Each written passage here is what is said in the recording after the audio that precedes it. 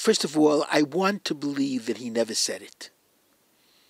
I don't know any Rishon, I don't know any Posek who would claim that if you don't keep mitzvot lachalutin, you are not Jewish. That's not the definition of Judaism, and it's never been the definition of Judaism.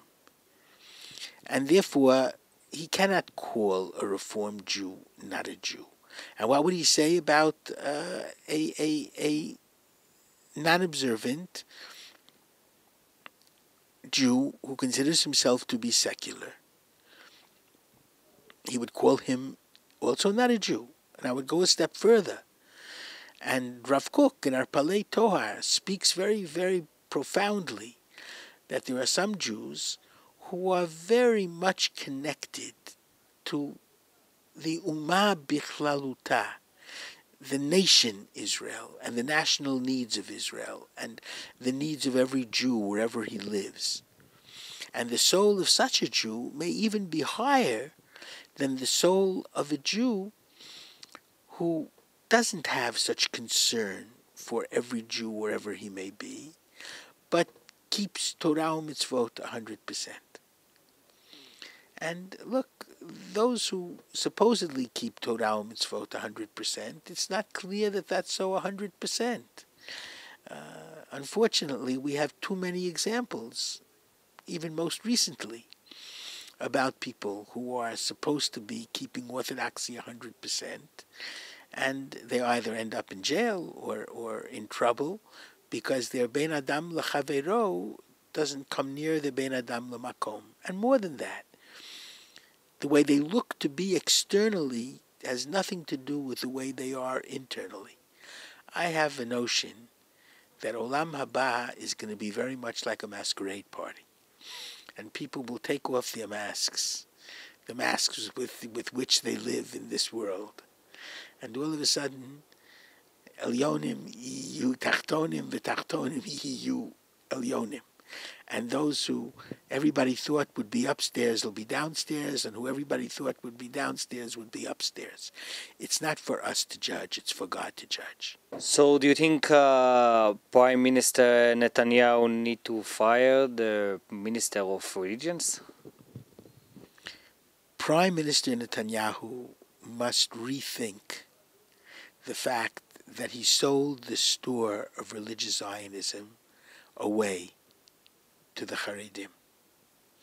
That's the real difficulty, because the Judaism that sometimes is expressed, especially in this case, is not the Judaism of Kiddush Hashem, is not the Judaism of sanctifying God's name, much the opposite. And the mistake was made when Misrad Datot and so many other things were given away to the Haredim, the choice of judges and things of that nature, which is a tragedy, because we need judges who have compassion. We need judges who understand a little bit about psychology. We need judges who have compassion for women as well as for men, and especially for women who require a divorce and their husbands aren't giving it to them. And we were doing pretty well, and then the rabbinical judges and choosing the rabbinical judges were given completely over to the Haredim, and it's a different kind of judge which is now being appointed, and it's a tragedy. So I think the Prime Minister made a terrible mistake. This is only an example of that mistake, but it should be corrected very quickly. And that, by the way, I must add, is the tragedy when religion becomes so intermixed with politics. Do I believe that the conservative and reform movement is going to get more active within Israel, the state of Israel?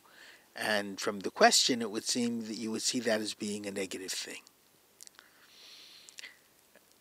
Look, I don't believe we have to be afraid of anything like this. I'm very glad that there is a Rabbanut Harashit and that the state religion is Orthodoxy.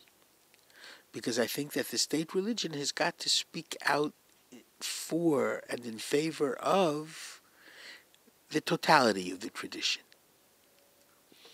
And that is orthodoxy. I think it has to leave room for modern orthodoxy, not only for Haredi orthodoxy, as you know, especially in areas such as conversion and things like that. But I don't believe that it should ever be just monolithic in those terms, but it should be halachic. And the halachic spectrum is much broader than most of the Haredim seem to think it is.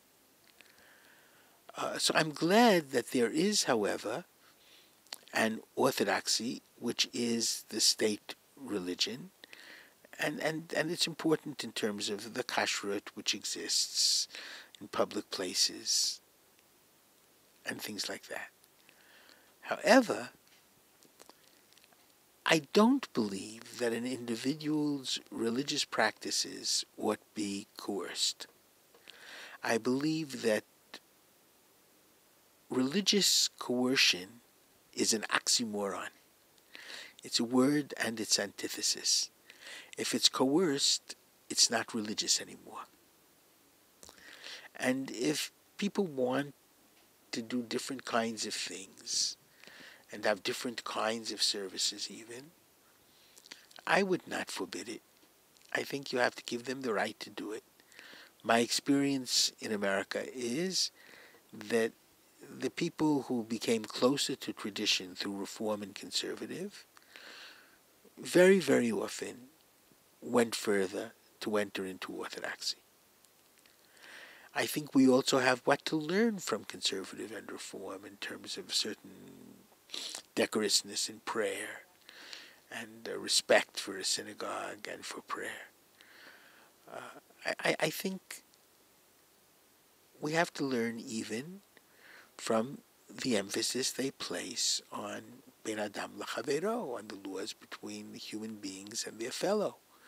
I don't believe, at least judging from what goes on in the newspapers, that the Orthodox establishment spends enough time talking about Ben Adam L'Chavero. So I'm not. You have to do your thing. We have to do our thing as well as we can do it. How should we relate to the conservative and reform?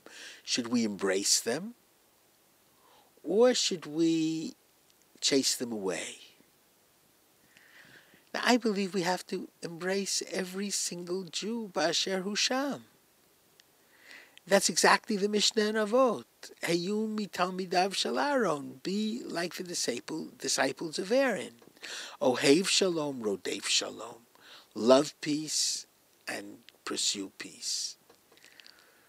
Ohev et habriot. Love all of humanity and bring them close to Torah. You only bring closer to Torah through love. You never bring closer to Torah through screaming Shabbos or being negative towards conservative or reform. We believe proudly in orthodoxy. And we have to teach who we are rather than knock who the other happens to be. And I think there's no other way. And we ought not expect everyone to do exactly as we do. And as I said before, what the Orthodox Jews are doing these days is nothing to write home about in terms of human sensitivity and proper social conduct. Rabbi Shlomo Riskin, thank you very much for this interview. Thank you. It was a pleasure talking to you.